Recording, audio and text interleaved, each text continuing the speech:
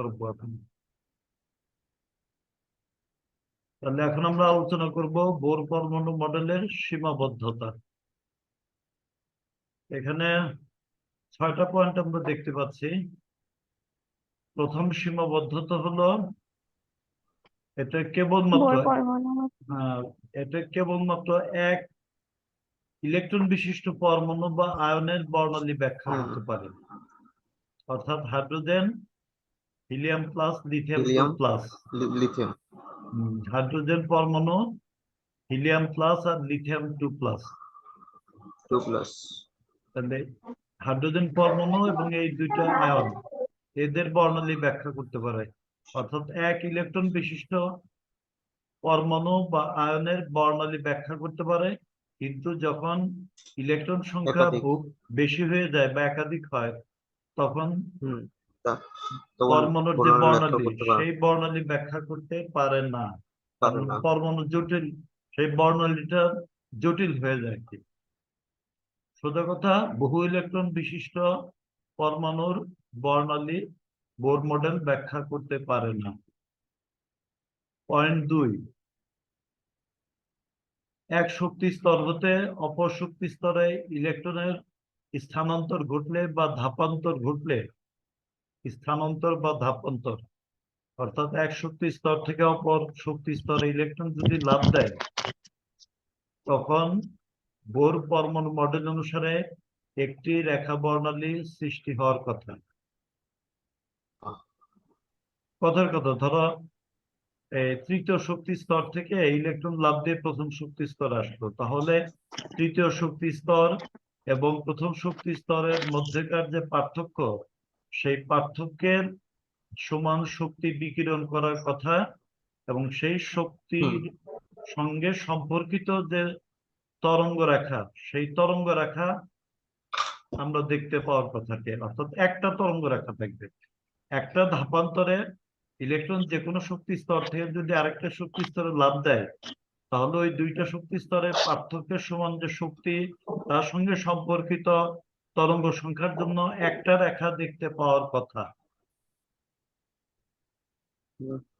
একটা রেখা, যে এরকম একটা রেখা দেখতে পাওয়ার কথা।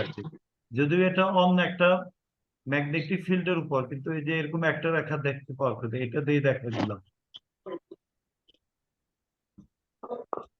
কিন্তু বর্তমানে উচ্চ ক্ষমতার স্পেকট্রোস্কোপ দ্বারা পরীক্ষা করলে দেখা যায় প্রতিটি বর্ণালী রেখা কয়েকটি সূক্ষ্ম রেখা দিয়ে গঠিত। তাহলে পুরাতন যে মেশিনগুলো, পুরাতন AES পারমাণবিক বিকিরণ বর্ণালীর যে মেশিন, সেখানে যখন একটা রেখা দেখা যেত, এখন আমরা সেই সমস্ত জায়গায় একাধিক রেখা দেখতে পাই। অর্থাৎ প্রতিটি বর্ণালী রেখা কয়েকটি সূক্ষ্ম রেখা দিয়ে গঠিত। এই বোরের পরমাণু মডেল এসব সূক্ষ্ম রেখার উৎপত্তির কারণ ব্যাখ্যা করতে পারে না। আমি কারণটা এখনই বলে দেই, পরে আমরা তো পড়বো আর কি। কারণ বোরের মডেলে বলা আছে স্থায়ী বৃত্তাকার কক্ষপথ, অর্থাৎ শক্তি স্তর। কিন্তু আমরা জানি এখন এতে কেন পারে না, কারণ বোরের সময় এই ধারণাটা ছিল না যে প্রতিটা শক্তি স্তরে একাধিক উপশক্তি স্তর আছে। যেমন দ্বিতীয় শক্তি স্তরে আছে 2s2p, এদের মধ্যে সামান্য শক্তির পার্থক্য আছে।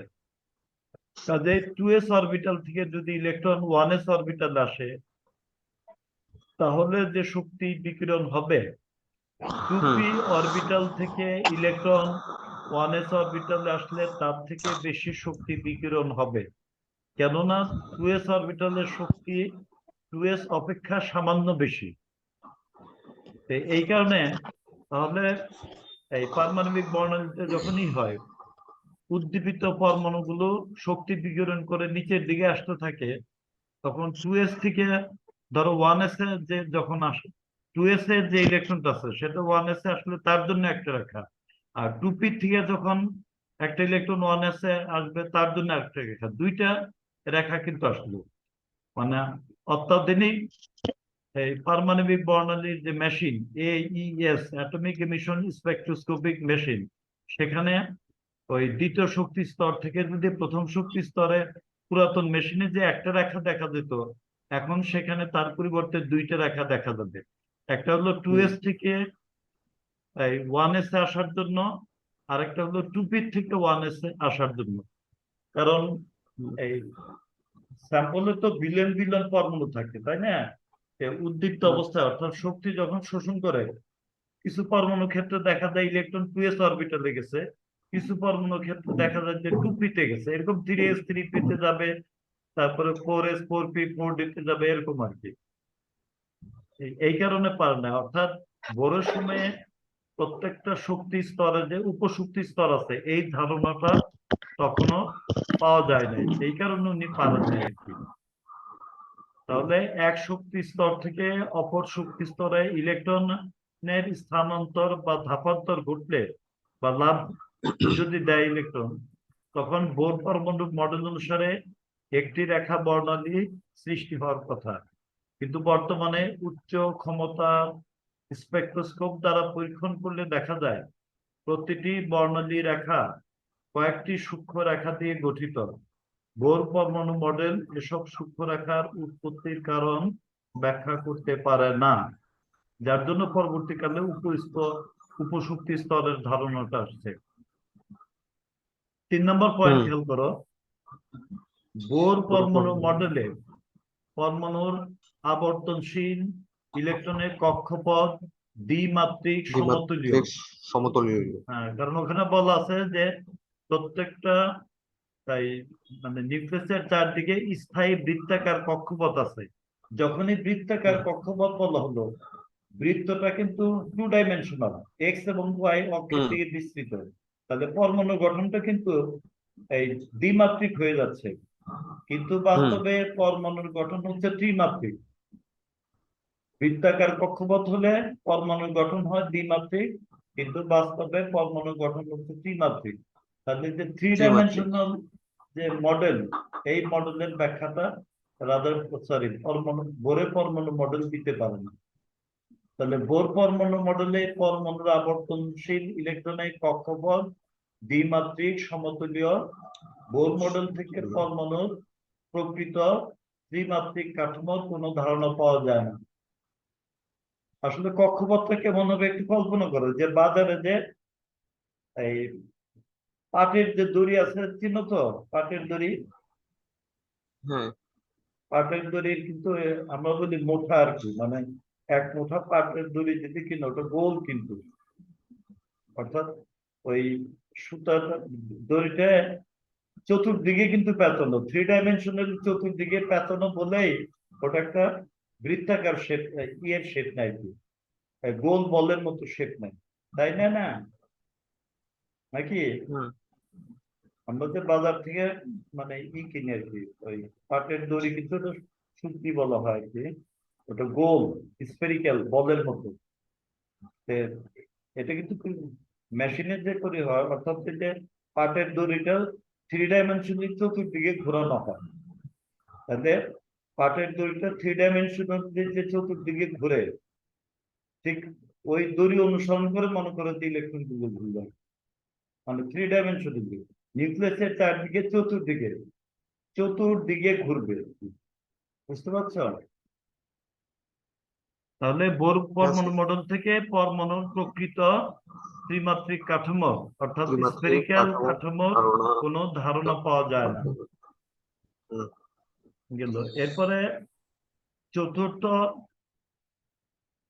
সীমাবদ্ধতা, ইলেকট্রনকে কণা রূপে গণ্য করা হলে তবে একটি নির্দিষ্ট সময়ে সেই ইলেকট্রনের অবস্থান ও ভরবেগ নির্ণয় করা সম্ভব সঠিকভাবে। ইলেকট্রনের যদি শুধু কণা ধর্ম থাকে, তাহলে সেই ইলেকট্রনের অবস্থান নিউক্লিয়াসের চারদিকে ঘূর্ণনের সময় তার অবস্থান ও ভরবেগ সঠিকভাবে নির্ণয় করা যাবে। কিন্তু পরবর্তীকালে বিজ্ঞানী হাইজেনবার্গ তার অনিশ্চয়তার নীতির সাহায্যে দেখিয়েছেন যে এটা সম্ভব নয়। এই যে কিন্তু হাইজেনবার্গের অনিশ্চয়তার নীতি অনুযায়ী একটি নির্দিষ্ট সময়ে পরমাণুর মধ্যে কোনো একটি ইলেকট্রনের অবস্থান ও ভরবেগ একই সঙ্গে নির্ণয় করা যায় না, যেটা কিন্তু সঠিক একই সময়ে সঠিকভাবে নির্ণয় করা যাবে না। তুমি যদি ইলেকট্রনের ভরবেগ সঠিকভাবে যতটুকু সঠিকভাবে নির্ণয় করতে পারবে, তার অবস্থান নির্ণয়ের ঠিক ততটুকু অনিশ্চয়তা থাকবে। ভরবেগ এবং অবস্থান নির্ণয়ের মধ্যে যে সঠিকতা, সেটা হলো এই বিপরীত ধর্মীয়। অবস্থান সঠিকভাবে নির্ণয় করতে হলে ভরবেগের সঠিকভাবে নির্ণয়করণটা অনিশ্চয়তা, ভরবেগের সঠিকভাবে নিশ্চয়তাকরণ অনিশ্চিত হয়ে পড়বে। এই দুইটার মধ্যে একটা সম্পর্ক আছে, বিপরীত ধর্মী সম্পর্ক। অবস্থান সঠিকভাবে নির্ণয় করলে ভরবেগ সঠিকভাবে নির্ণয় করা যাবে না, ভরবেগ সঠিকভাবে নির্ণয় করলে অবস্থান সঠিকভাবে নির্ণয় করা যাবে না। এর কারণ হচ্ছে ইলেকট্রনের কণা ধর্মের সঙ্গে সঙ্গে ইলেকট্রনের তরঙ্গ ধর্ম বিদ্যমান। এই যে যেহেতু তার মতে গতিশীল ইলেকট্রনের কণা ও তরঙ্গ উভয় ধর্ম অর্থাৎ তড়িৎ চুম্বকীয় বৈশিষ্ট্য বিদ্যমান, তাহলে ইলেকট্রনের কি আছে? ওয়েভ পার্টিকেল ডুয়ালিটি, তরঙ্গ কণা দ্বৈত সত্তা। ইলেকট্রনের তরঙ্গ ধর্ম আছে, কণা ধর্ম আছে, অর্থাৎ দ্বৈত সত্তা বিদ্যমান। এমনি তোমরা একটু খেয়াল করো, মানে যে কোনো বস্তু যখন গতিতে থাকে তার মধ্যে কিছুটা এই তরঙ্গ ধর্মে এসে যাবে। এবং ওই এটা নির্ণয় করা যায় যে, যেমন একটা ফ্যান দেখো, ফ্যান যখন স্থির থাকে তখন তিনটা ব্লেড কিন্তু আলাদা সত্তা হিসেবে বোঝা যায়, কিন্তু যখন এটা গতিতে থাকে তিনটা ব্লেড মিলে একটা সত্তা হয়, তরঙ্গের মতো আর কি। বুঝতে পারছো? এখন জি কথা স্যার। হলো, যখন কণিকার আকৃতি যত ছোট হবে তত তার তরঙ্গ ধর্মটা ডমিনেন্ট হবে, মানে প্রাধান্যে আসবে। কাজে সাব অ্যাটমিক পার্টিকেলের যে ভর, সেটা খুবই নগণ্য। বাস্তব জগতে আমরা যে সমস্ত বস্তু নিয়ে কাজ করি তাদের তুলনায় অনেক অনেক নগণ্য। ইলেকট্রনের ভর নাই বললেই চলে। এই কারণে এর কণা ধর্মের সঙ্গে ওই যে তরঙ্গ ধর্ম সেটাও বিদ্যমান আর কি। ওয়েভ পার্টিকেল ডুয়ালিটি বা তরঙ্গ কণা ধর্মের দ্বৈত সত্তার কারণে এই অনিশ্চয়তাটা আছে। ভরবেগ সঠিকভাবে নির্ণয় করতে গেলে অবস্থান নির্ণয় করা যায় না, ইলেকট্রনের ভরবেগ সঠিকভাবে নির্ণয় করলে ইলেকট্রনের অবস্থান সঠিকভাবে নির্ণয় করা যায় না, আবার ইলেকট্রনের অবস্থান সঠিকভাবে নির্ণয় করলে ভরবেগের ভরবেগ সঠিকভাবে নির্ণয় করা যায় না, অর্থাৎ অনিশ্চয়তা থাকে। তারপরে বোর মডেলে বলা হয়েছে স্থির কক্ষপথে ইলেকট্রনিক কৌণিক ভরবেগ এম ভি আর, এম এখানে ইলেকট্রনের ভর, ভি হচ্ছে ট্রান্সলেশনাল মোশন, মানে বৃত্তের ইলেকট্রন যখন যে জায়গায় অবস্থান করে সেখানে স্পর্শক বরাবর তার যে বেগটা, সেটা ট্রান্সলেশনাল মোশন, স্থানান্তর গতি। তাহলে এম ভি আর হচ্ছে ভরবেগ। তোমার সার্কুলার মোশনে যখন থাকে তখন ভরবেগ হয় এম ভি আর, ফিজিক্সে প্রমাণ আছে। এই এম ভি আর হচ্ছে h/2 এর এই অখণ্ড সংখ্যার গুণিতক, অর্থাৎ n ইন্টু h/2 এখানে n এর মান 1 2 3। এখন এই যে উনি সরাসরি এই ইকুয়েশনটা দিলেন, কিন্তু এই ইকুয়েশনের এরূপ মানের কোনো কারণ ব্যাখ্যা করেননি। অনেকটা যে আইনস্টাইনের E=mc², আইনস্টাইন কিন্তু E=mc² সরাসরি ইকুয়েশনটা দিচ্ছে। এখন এটা যে সত্য, এটা এক্সপেরিমেন্টালি পরে প্রমাণ হচ্ছে। এই mvr = n ইন্টু h/2, এটা ম্যাথমেটিক্যালি পরবর্তী কালে অন্য বিজ্ঞানীরা ম্যাথমেটিক্যালিও প্রমাণ করছেন, তাছাড়া ওই এক্সপেরিমেন্টালিও আমার মতো সম্ভব হয়।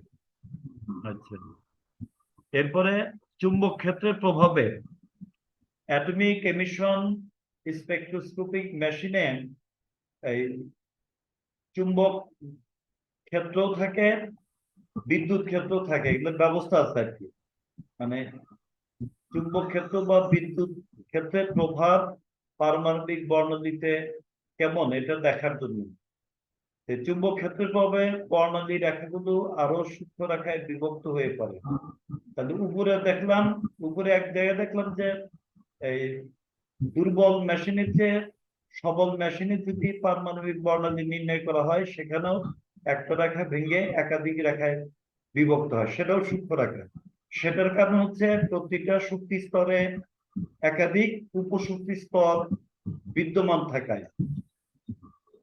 সীমাবদ্ধ উপরে যেটা বলা হয়েছে যে দুর্বল মেশিনে যেখানে একটা রেখা দেখা যায়, সবল মেশিনে সেখানে একাধিক সূক্ষ্ম রেখা দেখা যায়। তো সেটার কারণে আমি পরবর্তী বললে আমরা ডিটেলসে বলবো, এখন বলতেছি যে প্রতিটা শক্তি স্তর আবার একাধিক উপশক্তি স্তরে বিভক্ত থাকে বলে এটা হয় আর কি। আর এখানে যেটা বলা হয়েছে, এখানে যে সূক্ষ্ম রেখায় বিভক্ত হয়, একটা হলো চুম্বক ক্ষেত্রের প্রভাবে, আরেকটা হলো বিদ্যুৎ ক্ষেত্রের প্রভাবে। এখন পারমাণবিক বর্ণালীর চুম্বক ক্ষেত্রের প্রভাবটা যদি দেখতে চাই, তখন বর্ণালী বিশ্লেষণ যন্ত্রে এই চুম্বক ক্ষেত্রের প্রভাব দেখার জন্য ম্যাগনেটিক ফিল্ডের যে সিস্টেম সেটা অন করে দেওয়া হয়, ম্যাগনেটিক সিস্টেমটা চালু করে দেওয়া হয় যে কি প্রভাবটা পড়ে। অর্থাৎ তোমাকে দুইবার বর্ণালী নিতে হবে, ম্যাগনেটিক ফিল্ড অফ রেখে একবার বর্ণালী নিতে হবে, তারপরে ম্যাগনেটিক ফিল্ড অন রেখে আরেকবার বর্ণালী নিতে হবে। তো দেখা যায় যখন ম্যাগনেটিক ফিল্ড অন করা থাকে, তখন ওই ম্যাগনেটিক ফিল্ড যখন অফ ছিল, তখন যে যে রেখাটা একটা রেখা তো সেটা একাধিক রেখা ভেঙে গেছে, একাধিক সূক্ষ্ম রেখায় বিভক্ত হয়ে গেছে। এটাকে বলে জিম্যান প্রভাব। বিজ্ঞানী জিম্যান এটা আবিষ্কার করেন। চুম্বক ক্ষেত্রের প্রভাবে বর্ণালী রেখাগুলো আরো সূক্ষ্ম রেখায় বিভক্ত হয়ে পড়ে, একে জিম্যান প্রভাব বলে। একইভাবে তড়িৎ ক্ষেত্রের প্রভাবে ঐরূপ ঘটে, একে স্টার্ক প্রভাব বলে। এই দুই প্রভাব থেকে আমরা কি চিন্তা করতে পারি? এক্ষেত্রে চুম্বক ও তড়িৎ ক্ষেত্র দ্বারা পরমাণু কোনো নির্দিষ্ট শক্তি স্তরের সূক্ষ্ম বিভাজন ঘটছে, কিন্তু এটার কারণটা কিন্তু ওই রাদারফোর্ডের অ্যাটম মডেলে নাই আর কি। দেখো যে এই ফিগারে দেখো ম্যাগনেটিক ফিল্ডের অফ থাকলে যে দেখো এখানে একটা রেখা দেখতে পাচ্ছ না, দেখা যাচ্ছে না একটা রেখা?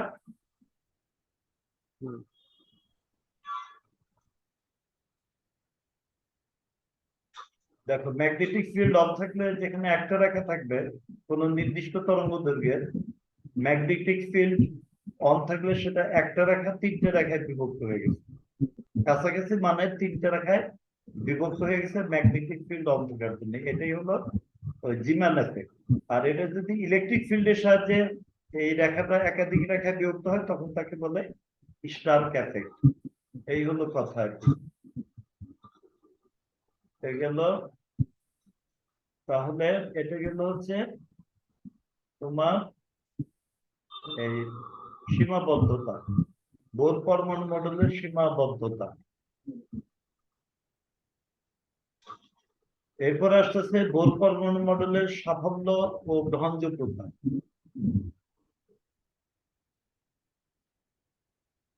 প্রথম পয়েন্ট হচ্ছে বোর পরমাণু মডেলের স্থায়িত্ব। বোর পরমাণু মডেল অনুসারে কোন নির্দিষ্ট শক্তি স্তরে ইলেকট্রন আবর্তনকালে শক্তির ক্ষয় বা বিকিরণ ঘটে না। এক কথায় শোনো, সাব অ্যাটমিক পার্টিকুলের ক্ষেত্রে ওই ম্যাক্সওয়েলের যে তত্ত্বটা, এই যে শক্তি বিকিরণ তত্ত্বটা খাটে না। মাইক্রোস্কোপিক ওয়ার্ল্ডের কিছু নির্দিষ্ট নিয়ম আছে, সেটা যেমন এই গ্যালাকটিক ক্ষেত্রে মানে ম্যাক্রোস্কোপিক ওয়ার্ল্ডের ক্ষেত্রে মানে বড় বড় বস্তু কণার ক্ষেত্রে এটা খাটে না। এটা হলো মূল কথা আমার মধ্যে। বোর পরমাণু মডেল মতে কোন নির্দিষ্ট শক্তি স্তরে ইলেকট্রন আবর্তনকালে শক্তির ক্ষয় বা বিকিরণ ঘটে না, অর্থাৎ ম্যাক্সওয়েলের সূত্রটা মেনে চলে না। আর প্রথম শক্তি স্তর থেকে আর কোন নিম্ন স্তরের শক্তি না থাকায় ইলেকট্রন লাফ দিয়ে এর নিউক্লিয়াসে যাওয়ার সুযোগ নেয়। তাহলে কিন্তু সোজা কথা, প্রথম শক্তি স্তরের পর শক্তি নেই, ওটা হলো সবচেয়ে নিম্নতর শক্তি স্তর। আর হচ্ছে ওই ম্যাক্সওয়েলের সূত্র মতে শক্তি বিকিরণ করে না। এই কারণে বোরের পরমাণু মডেল হচ্ছে স্থায়ী। তাহলে বোর পরমাণু মডেল মতে কোন নির্দিষ্ট শক্তি স্তরে ইলেকট্রন আবর্তনকালে শক্তির ক্ষয় বা বিকিরণ ঘটে না। প্রথম শক্তি স্তর থেকে আর কোন নিম্ন স্তরের শক্তি স্তর না থাকায় ইলেকট্রন লাফ দিয়ে এর নিউক্লিয়াসে যাওয়ার কোনো সুযোগ নেই। অর্থাৎ আবর্তনশীল ইলেকট্রনের ক্রমাগত শক্তি বিকিরণ সম্ভব না হওয়ায় বোর মডেল স্থায়িত্ব লাভ করেছে। এর দ্বারা রাদারফোর্ড মডেলের উত্থাপিত ত্রুটি দূর হয়েছে। ওই যে শক্তি বিকিরণ করলে স্পাইরালি ইলেকট্রনটা ঘুরতে ঘুরতে ঘুরতে ঘুরতে নিউক্লিয়াসে যে পতিত হয়, সেই সমস্যাটা বোর পরমাণু মডেলে নাই। এরপরে বর্ণালীর ব্যাখ্যা, পারমাণবিক বর্ণালীর ব্যাখ্যা।